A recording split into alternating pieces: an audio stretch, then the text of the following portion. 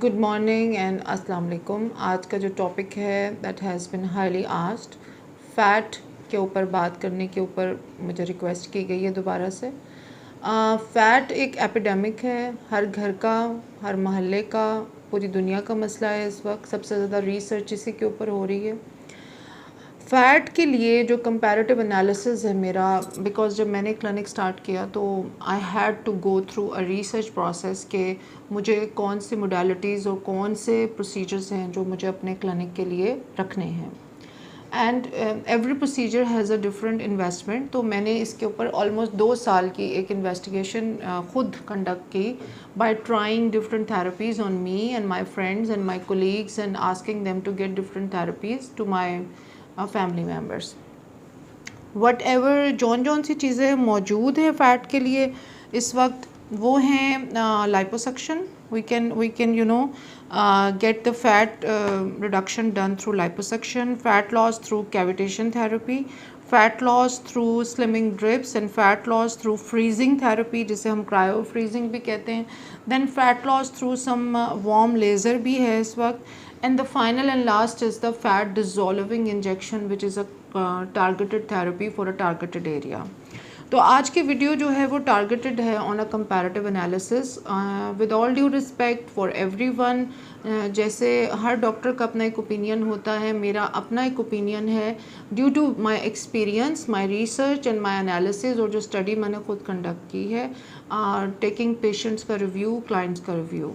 तो अगर मेरा ओपिनियन किसी और डॉक्टर या किसी और क्लाइंट या किसी के साथ मतलब डायरेक्टली ऑफेंडिंग है उनके लिए, तो मेरी प्रायर अपॉलॉजीज़ हैं, क्योंकि आई थिंक जो मेरा अपना एक्सपीरियंस है वो मैं डेफिनेटली शेयर करने का हक़ रखती हूँ। और मेरा एक्सपीरियंस, अब मैं टू द पॉइंट बात शुरू करती हूँ। नंबर 1 ये कि कैविटेशन थेरेपी के अंदर मैंने देखा कि मैंने बहुत सारे खुद भी लिए कैविटेशन थेरेपी के सेशंस, कुछ मशहूर क्लिनिक्स है जिनके पास बहुत ही फेमस मशीनरीज़ हैं, दे हैव अब उनकी इंपोर्ट भी बहुत अच्छी है, उनकी क्वालिटी भी बहुत अच्छी है। And I got to know कि 2-3 सेशंस के बाद मुझे सिर्फ ब्रूजेस हुए पेट के ऊपर, बट कोई आधे इंच का भी मुझे डिफरेंस फील नहीं हुआ। नंबर 2 पे हम आ जाते हैं फ्रीजिंग थेरेपी। फ्रीजिंग थेरेपी का भी मैंने 2 सेशंस लिए, अपने कुछ फ्रेंड्स को दिलाए, फैमिली मेम्बर्स को दिलाए। 8-8, 9-9 सेशंस लेने के बावजूद बहुत सारे लोगों ने यही रिपोर्ट किया कि इसका कोई सिग्निफिकेंट उनको ऐसा अफेक्ट नहीं नज़र आया कि I should go for investment in this area. Number 3 आ जाता है fat loss through the slimming drips. Slimming drips एक अच्छा ऑप्शन है। स्लिमिंग ड्रिप्स के अंदर मैं पसंद करती हूँ उन एरियाज़ के लिए कि आप जो हैं जब बड़े बड़े फ़ैट के चंक्स उतार लेते हैं, यानी टमी हो गया, मफ़िन टॉप हो गया, आपका बैक से ब्रा फैट है, या फेस और नेक का फ़ैट, ऊपर बाजुओं का फ़ैट, तो उसके बाद this is a better option कि आप पहले फ़ैट डिज़ोल्विंग से या किसी भी प्रोसीजर दूसरे से जिस पे आप सेटिस्फाइड हैं, मैं फ़ैट डिज़ोल्विंग वाला रिकमेंड करती हूँ। और फिर आप स्लिमिंग ड्रिप्स के ज़रिए से मैं उनको ओवरऑल बॉडी को टोन डाउन करते हैं, क्योंकि स्लिमिंग ड्रिप्स के अंदर कोई ऐसा एलिमेंट मौजूद नहीं है जो आपकी आगे की स्किन को पीछे की स्किन के साथ चिपका दे। जबकि फ़ैट डिज़ोल्विंग इंजेक्शंस में हमारे पास एक ऑप्शन, एक ऐसा इंग्रेडिएंट है उसके केमिकल कॉम्पोजिशन के अंदर जो कि उसको डिफ्रेंशिएट करता है फ्रॉम ऑल अदर मोडेलिटीज़, यानी बाकी सब किसी और भी तरीके में हमारे पास ये ऑप्शन मौजूद नहीं है कि वो इंजेक्शन देने से, या लाइपोसक्शन में भी हमें अलहदा से टमी टक करवानी पड़ती है तो ही स्किन पीछे चिपकती है, और उसके चिपकने की भी यानी कैपेसिटी जो होती है वो उतनी टाइट नहीं है जितनी मैंने फ़ैट लॉस इंजेक्शन या फ़ैट डिज़ोल्विंग इंजेक्शन से देखी है। तो स्लिमिंग ड्रिप्स से अगर आप मैसिवली 30 या 40 या 50 केजी वेट लूज़ करके, मेरे पास क्लाइंट्स आते हैं कहीं से, कराची, हैदराबाद या बाहर दूसरे शहरों से, तो what has happened is this कि उनकी स्किन जो है वो लटक गई है सामने से, उसमें झुर्रियाँ पड़ गई हैं थाइज़ में। आप किसी भी एरिया से 50, 60 या 30 या 20 किलो फ़ैट निकाल देते हैं, चाहे आप डाइट से लूज़ करें, चाहे आप जिम से लूज़ करें, चाहे आप एक्सेसिव कैलोरी डेफिशिएंट डाइट से लूज़ करें, तो आपको जैसे झुर्रियाँ पड़ती हैं वो उसके अंदर झुर्रियाँ पड़ गई हैं लोगों को। तो इसलिए मेरा जो एक तरीका अपना होता है वो ये होता है कि you have to be very smart for choosing a client, कि उसकी आपने पहले स्लिमिंग ड्रिप लगानी है या पहले फ़ैट डिज़ोल्विंग लगाना है, या आपने उसके साथ क्या करना है। अदरवाइज़ एस्थेटिक्स का भी कोई फ़ायदा नहीं है। एज एन एस्थेटिशियन आपका बेसिक गोल और बेसिक रोल यही है कि आप जो है वो क्लाइंट को एक प्रॉपर शेप और एक टोन्ड आउट बॉडी और एक उनको एक ऐसी लुक दें जिसके लिए वो बेसिकली आपके पास आए हुए होते हैं। क्लाइंट जो है वो बुनियादी तौर पे अपने मसले लेके सिर्फ आपके पास नहीं आते। क्लाइंट्स की एक कि हमें बाज़-औक़ात नहीं, हमेशा मुझे साथ थोड़ी सी ग्रूमिंग भी करनी पड़ती है, उनको समझाना पड़ता है, उनका एक लाइफ़स्टाइल सेट करना पड़ता है, उनका पहनने ओढ़ने का स्टाइल भी हम डिस्कस करते हैं, उनका हेयर स्टाइल, हेयर कलर, ये सब चीज़ें उनके साथ बहुत ओपनली डिस्कस होती हैं। तब कहीं जाके जो डिज़ायर्ड उनके जहन में एक रिज़ल्ट होता है कि हम ऐसे लगना चाहते हैं, वो पिक्चर कंप्लीट होती है। So choosing the right client for the right procedure is very important. Number 2, the product is very important. अब मैं लास्ट जो एक ऑप्शन है as compare to fat dissolving injection, वो है लाइपोसक्शन। लाइपोसक्शन एक बहुत अच्छा प्रोसीजर है, बट अनफॉर्चुनेटली प्रॉबली शायद मेरा क्लिनिक में मेरा जो एक्सपीरियंस अभी तक रहा है उसमें शायद मेरे पास सिर्फ जो फ्लॉड केसेस हैं या जो फेलियर केसेस हैं वो रिपोर्ट हुए हैं, ये एक वजह हो सकती है। और दूसरी बात ये है कि हो सकता है कि लोगों ने थोड़े से पैसे बचाने के लिए कोई अच्छे सर्जन्स का इंतखाब ना किया हो, या अच्छे हॉस्पिटल का सेटअप का इंतखाब ना किया हो, whatever, I don't know the main reason. But मेरे पास जो भी लोग अभी तक रिपोर्ट हुए हैं उन्होंने मुझे जिस किस्म के वूंड्स दिखाए हैं पेट के ऊपर, एक्सीजन और इंसीजन, और जहाँ से एंटर होता है लाइपोसक्शन का प्रोब और जहाँ से निकलता है, that was not a really good feeling to look at them, and I was not really very happy because अगर मेरी अपनी बेटी, माँ, बहन या मेरा अपना लाइपोसक्शन ऐसे हो कि उसके बाद मैं अपनी टमी खुद देखने के काबिल ना रहूँ, तो मुझे थोड़ा सा मतलब तकलीफ़ होगी। And I felt very bad actually for these clients जिनकी according to them I would like कि मैं किसी दिन उनको यहाँ बुलाऊँ, और अगर वो अपना एरिया नहीं भी दिखा सकती तो थोड़ा सा वो आपसे ख़ुद डिस्कस करें, थोड़ा सा ख़ुद शेयर करें अपना एक्सपीरियंस के how did the liposuction went for them. तो कुछ ख़वातीन ने टांगों की थेरेपी कराई है, एक टांग ज़्यादा भारी रह गई है, दूसरी टांग बिल्कुल पतली हो गई है, उसके ऊपर डिफरेंट जगहों पे ब्लू कलर के अभी भी 7 मंथ्स के बाद बहुत बड़े बड़े ब्रूजेस हैं, और एक हिप जो है वो बिल्कुल खाली हो गई है फ़ैट से, दूसरी के अंदर इतना बड़ा डेंट पड़ गया है। And now she is with me कि मैं इन टांगों को बैलेंस करूं और जो उनके हिप है उसमें थ्रेड और फिलर डाल के उन्हें एक शेप दूं। तो I am sure, I am very sure that there are very good liposuction experience out there, and there have been so many successful procedures being done by so many plastic surgeons. तो मैं उसको बिल्कुल भी question नहीं कर रही हूँ इस वक्त, लेकिन जो मेरे पास अभी कुछ प्रॉब्लम्स आई हैं उनको शेयर करना मेरी मॉरल ड्यूटी बनती है। सेकेंडली, कुछ ऐसे केसेस मेरे पास आए हैं कि आपका लाइपोसक्शन 2 दफ़ा हो चुका है, लेकिन आपको पता है कि जब बहुत बड़ा चंक होता है पेट का, तो उसमें से अगर आपका आगे का 15-20 इंचेस फ़ैट उन्होंने निकाल भी दिया, तो उसके बाद जो ऑर्गन्स के इर्द गिर्द फ़ैट मौजूद होता है वो सीप होना शुरू हो जाता है और पेट के सामने एक गोले की तरह कलेक्शन हो जाती है। और ऐसे जो केसेस हैं उनके अंदर फिर हमने अल्ट्रासाउंड्स कराए, डॉपलर्स कराए, उनकी फाइन नीडल एस्पायरेशन बायोप्सीज हुई, and we confirm the diagnosis that this is only fat, nothing else. And then हमने उनको fat dissolving injections as a targeted therapy दी हैं और 1-2 सेशन से वो बिल्कुल डिज़ोल्व हो गए हैं। तो this was my experience so far. I really wanted to refresh the progress. जो पहली मेरी वीडियो थी फैट डिज़ोल्विंग की, उसमें एवरीवन वाज आस्किंग कि आपने कंपैरेटिव एनालिसिस नहीं दिया है. मैं कोई वर्डिक्ट पास नहीं कर रही हूँ कंपैरेटिव एनालिसिस में. I am not at all an authority, neither I am the most expert person around. मैं I would really suggest you कि मेरी वीडियो को आप सिर्फ इस सिनेरियो में देखिए, because there are lot of things जो सर्जरी को या किसी भी प्रोसेस को अफेक्ट कर रही होती हैं.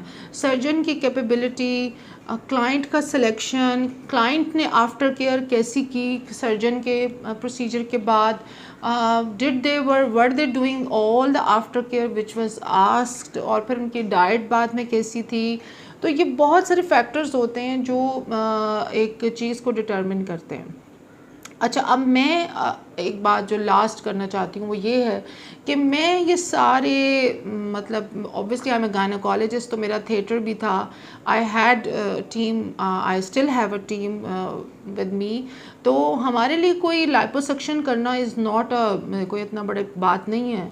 अभी भी हम लाइपोसक्शंस प्लान करते हैं जहाँ कहीं ज़रूरत हो, 100 में से किसी एक केस में जो वाकई ही राइट इंडिकेशन बनती है, जहाँ मुझे लगता है कि ये फैट डिज़ोल्विंग से it will take too long and probably they are thyroid client, probably they can't have injections because उनके टेस्ट ठीक नहीं हैं या उनकी और कोई रिस्क फैक्टर्स हैं जिसकी वजह से we can not go for any other procedure. तो हम डेफिनेटली लाइपोसक्शन का क्लाइंट अभी भी हैंडल कर रहे हैं, we are doing the surgeries. But fat dissolving injection एक आम घरेलू आदमी औरत के लिए मुझे ऐसे लगा कि, क्योंकि मैंने ख़ुद पे भी यूज़ किए, आपने एक एरिया को नम किया, आपने उनके कुछ LFTs RFTs उनके थायराइड के टेस्ट करवाए, आपने लोकल एरिया को नम किया, वहाँ पे 1 ml की जो इंसुलिन सिरिंज है वहाँ से आपने बिल्कुल 40 मिनट्स के बाद सुन हुई स्किन के ऊपर उस सिरिंज से आपको बातें करते हुए पता भी नहीं चला.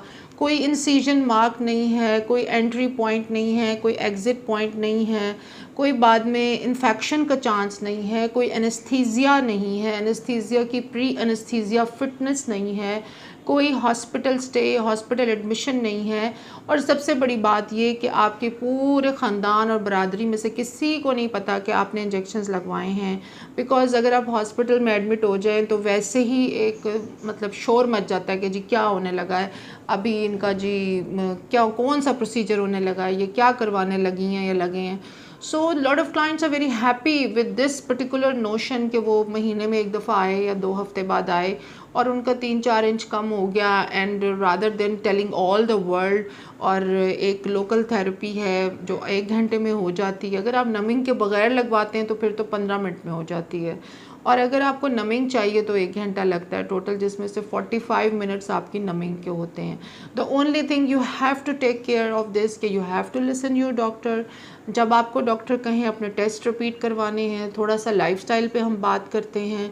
तो मुझे इस सारे सिनेरियो में particularly as a physician, as a doctor, as a aesthetician, I felt like this is a thing I want to have in my clinic. And this was my choice after the whole analysis and whole comparative analysis of patient feedback. क्योंकि मेरी prime priority ये नहीं होती है कि I should make money. My prime priority is always this कि जी एक तो मेरी product की quality बहुत अच्छी हो. Number 2, I want to to make friends. I want to have family relationships till generations, not only with my generation, but I would like कि मेरी जो बहनें, जो sisters जो मेरे पास आती हैं, वो मेरी बच्चियाँ, उनकी बच्चियाँ, और आगे हमारा एक family bond हो. तो इस किस्म की जब आप सोच के साथ चलते हैं तो I think you have to be very very conscious about the quality, because money एक बहुत छोटा सा part है मेरे process का.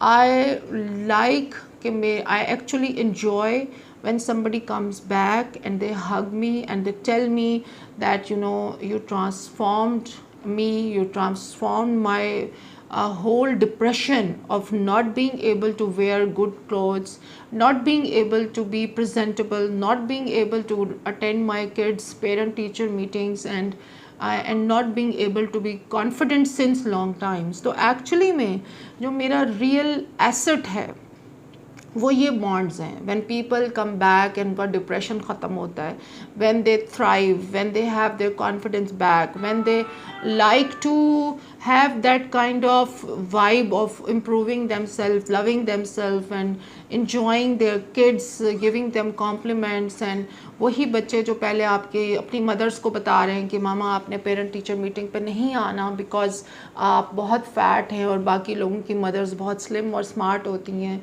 So you know everything starts with a beautiful body, a beautiful skin, and then अगर आपने 500 रुपए की भी शर्ट पहनी आप बहुत अच्छी लगती हैं. So you have to understand that for me this all process is not something commercial. This whole process for me has a very soulful meaning, far beyond the process of running a clinic or making money. And with all the comparative analysis जो मैंने आपके सामने पेश किया है, उसके बाद आई felt like कि ये एक ऐसा प्रोसीजर है जिसकी वजह से मैं अपनी बहनों के सामने, अपनी जो सिस्टर्स आती हैं, जो कज़न, जो मेरी जो भी फ्रेंड्स आती हैं, जो मेरे क्लाइंट्स हैं, they're all my family, and I will never be embarrassed in front of them कि मैं उनको रिज़ल्ट नहीं दे सकी. एंड स्टिल टुडे मैं उनको बड़ा ओपनली ये बात कहती हूँ कि अगर आपको कभी रिज़ल्ट ना मिले, please come back and take your money back, because money is not my prime focus. My prime focus is enjoying the process of transformation from a person who is totally depressed and to a person who is totally thriving their life to a next level. I hope this video was very informative for you. I have tried my level best not to use too many medical terminologies. I have tried my level best not to use too many English words. And please send us all your questions and comments in inbox कर दें, direct messaging कर दें, या मेरी team से आप appointment ले लें. एस्थेटिक्स के अंदर फर्स्ट कंसल्टेशन जो है वो हमारी फ्री है. फैट डिज़ोल्विंग इंजेक्शंस के बारे में कुछ क्वेश्चंस बहुत ज़्यादा पूछे जाते हैं. वो ये हैं कि क्या हमें हर इंजेक्शन के लिए अलग से आना पड़ेगा? जी नहीं, आपको एक सेशन में जितने इंजेक्शंस आपकी बॉडी मास इंडेक्स के मुताबिक डोज निकलेगी वो एक दफ़ा लगेंगे और उसके बाद आप 6 to 8 वीक्स के बाद हमारे पास आएंगे. So if you are living in some peripheral area तो आप 2 महीने के बाद आराम से 2 से 3 महीने के बाद आके अपने इंजेक्शंस लगवाइए और चेक करवा लीजिए. और डोज जो है वो हम आपके चेकअप के बाद निकालेंगे.